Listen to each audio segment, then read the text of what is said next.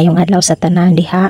So today's video laba operation ta guys kitungod kay daghan na pud ko labhonon. Ting klase naman, ting asikaso na pud og mga bata. Medyo ngit-ngita ani guys kay tungod kay buntag sa iyo pa man good. So mao ni ang akong mga labhonon. So while nga nagkusot-kusot ko ang akong pares mao asikaso sa mga bata, mao'y naglungag. Sa atong kaminyoon, dili lamang ang asawa mao'y mag-asikaso. Kaya dili man jud all the time maayo ang panglawas sa asawa. So, tinabangay lang jud. Kay ang pulong sa Ginoo nagaingon diha sa taga-Efeso, Kapitulo 5, versikulo 25. Mga bana, higugmaon ninyo ang inyong mga asawa. Maingon man nga si Kristo usab na higugma sa iglesia o gitugyan niya ang iyang kaugalingon alang kaniya. So ang paghigugma sa atong asawa o sa atong bana dili lamang sa sulod sa kasing-kasing, kundi sa gawas usab nga atong tabangan ang atong asawa, atong tabangan ang atong bana kung unsa ang mga angay nga buluhaton. Og diha sa taga-Efeso Kapitulo 5, versikulo 33. Labot pa ang tagsatagsa usab kaninyo sa kinaugalingon,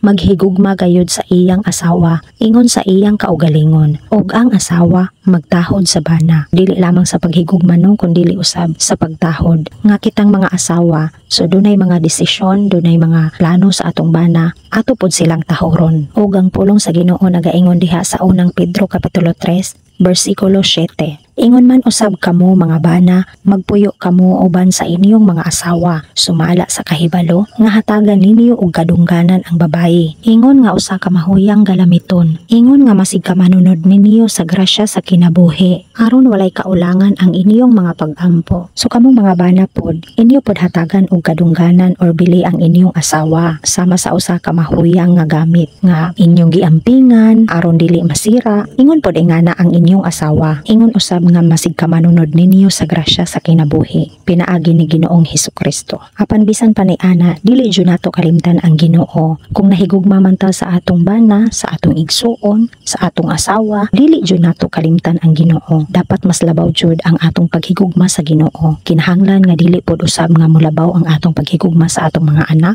dili pod mulabaw ang atong paghigugma sa atong asawa, dili pod dapat mulabaw ang atong paghigugma sa atong bana, og dili pod dapat mulabaw ang atong paghigugma sa atong ginikanan, sa atong amahan or sa atong inahan. Kay ang pulong sa Dios nagaingon diha sa Mateo Kapitulo 10, versikulo 37. Ang nahagugma sa amahan kun sa inahan labi pa kanako, dili takos kanako. Og ang nahagugma sa anak nga lalaki kun sa anak nga babayi labi pa kanako, dili takos kanako. Mao na guys kung kinsa gayud ang mas labaw na higugma sa iyang inahan, sa iyang anak, sa iyang ginikanan, sa iyang asawa o sa iyang bana kaysa sa Ginoo, dili gayud takos diha sa atubangan sa Dios. Og diha sa Mateo Kapitulo 10, versikulo 38 og sa 39. Og ang wala magapasan sa iyang krus og magasunod sa ulahin nako, dili takos kanako. Kinsa katong makakaplag sa iyang kinabuhi, kini mawala kaniya. O kinsa kadtong mawad-an sa iyang kinabuhi